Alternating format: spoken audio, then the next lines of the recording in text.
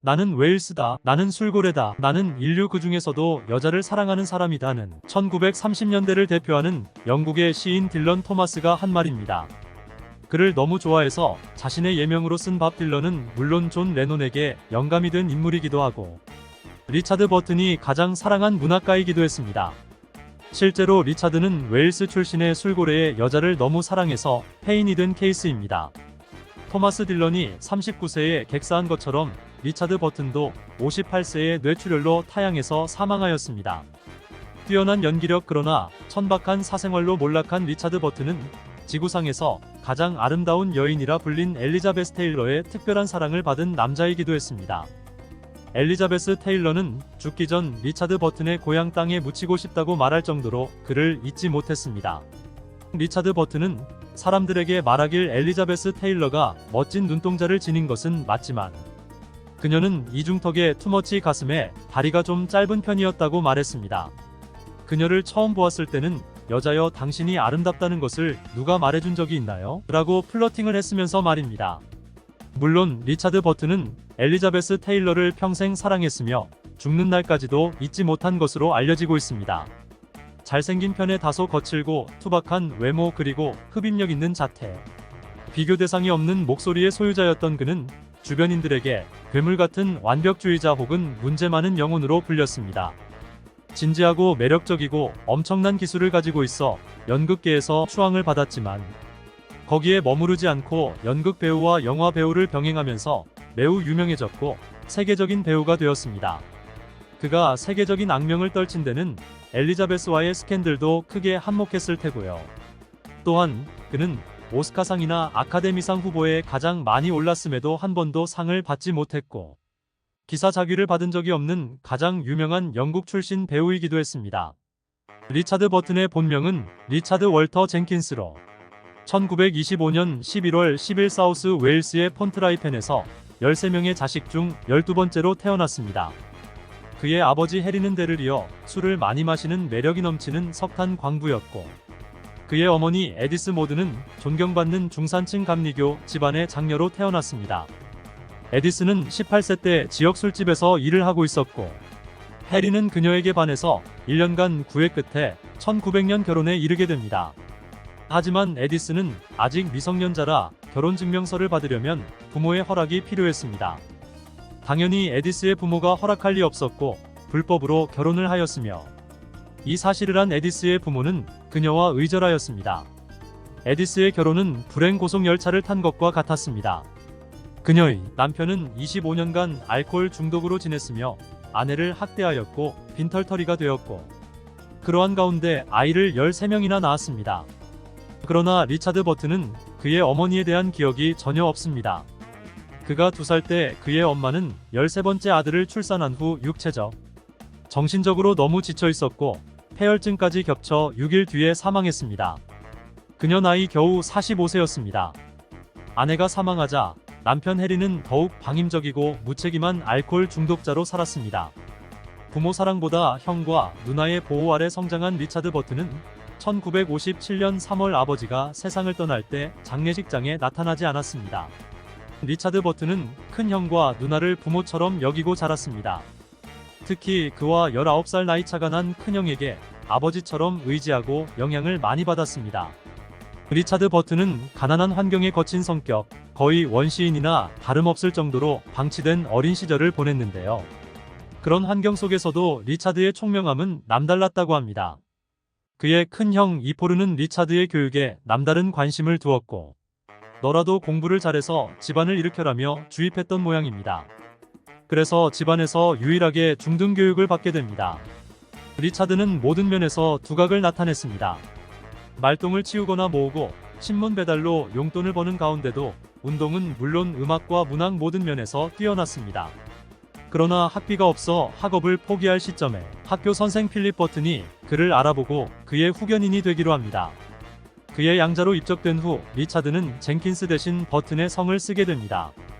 필립의 후원과 교육 덕분에 리차드 버튼은 옥스퍼드 대학에 장학금을 받고 입학하였습니다.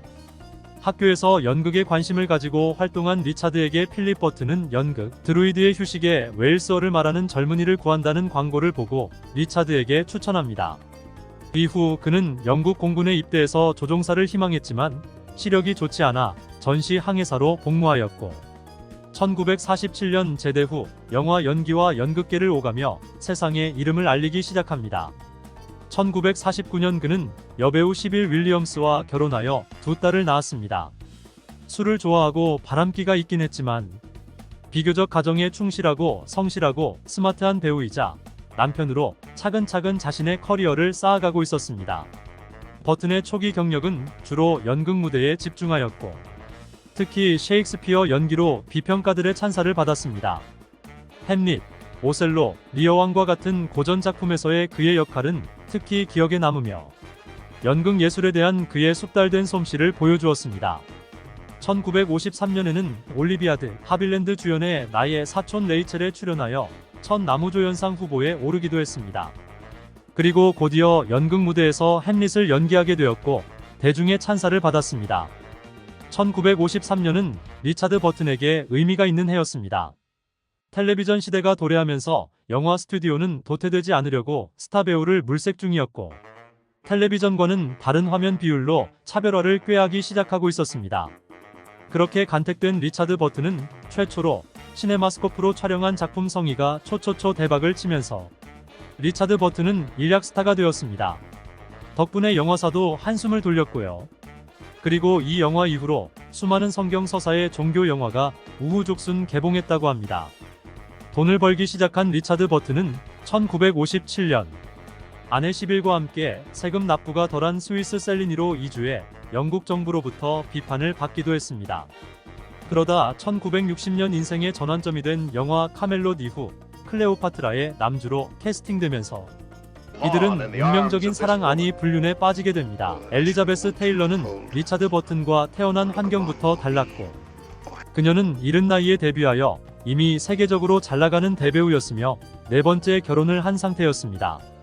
첫눈에 반한 이들은 영화 속에서 연기가 아닌 진짜 사랑을 하고 있다는 소문이 돌기 시작했고 세계에서 가장 유명한 불륜 커플로 뉴스를 장식하기 시작했습니다.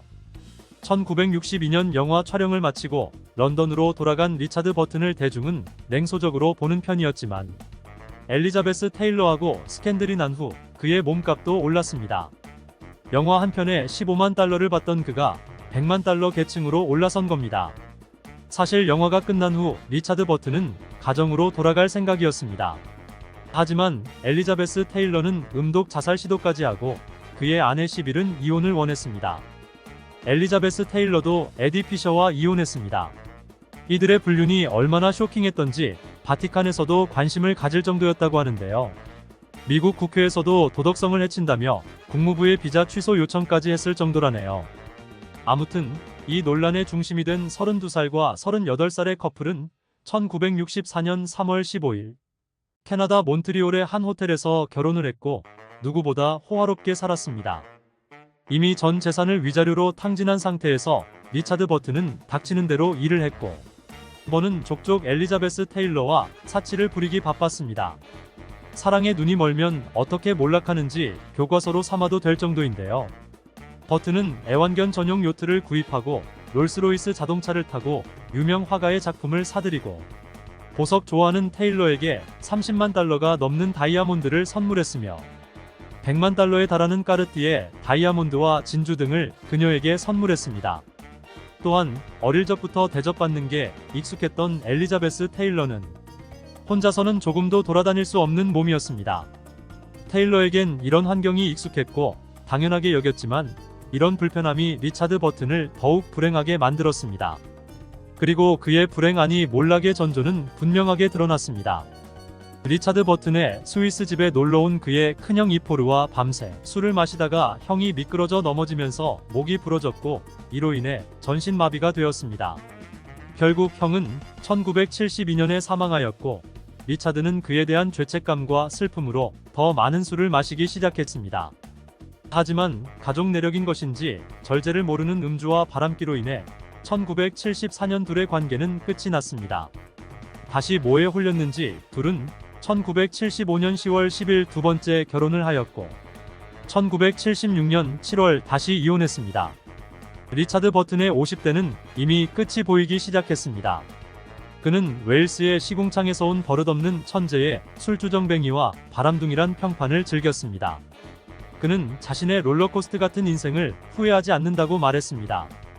아버지를 꼭 닮았던 것인지 자신이 엄청난 대주가라는 것을 자랑했고 바람둥이로도 유명했습니다. 똑똑하기로도 유명했으니 건방진 유머와 위트 그리고 자기 비하적인 재치도 남달랐다고 합니다.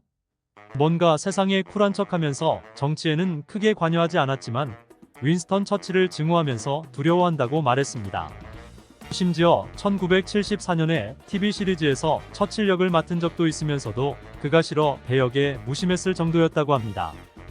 배우로 막대한 돈을 버는 것과는 별개로 자신은 자본주의 꿀을 빨면서 좌파적 견해를 갖는 것에 모순을 느끼지 않는다고 말하며 삶의 다양한 지점에서 사회주의 원칙에 대한 공감을 자주 표현하곤 하였습니다. 리차드 버튼의 마지막 영화는 1984년 조지 오웰의 소설을 각색한 1984였으며 작품 속에서도 그는 오브라이언 역할을 맡았습니다. 그리고 버튼은 공교롭게도 1984년 8월 5일 스위스 자택에서 뇌출혈로 사망했습니다. 그의 곁에는 1983년에 결혼한 그의 네 번째 부인 셀리 버튼이 있었습니다. 셀리는 이후 재혼하지 않고 버튼의 성을 간직한 채 버튼의 이름으로 자선활동을 하면서 평생 혼자 살았습니다.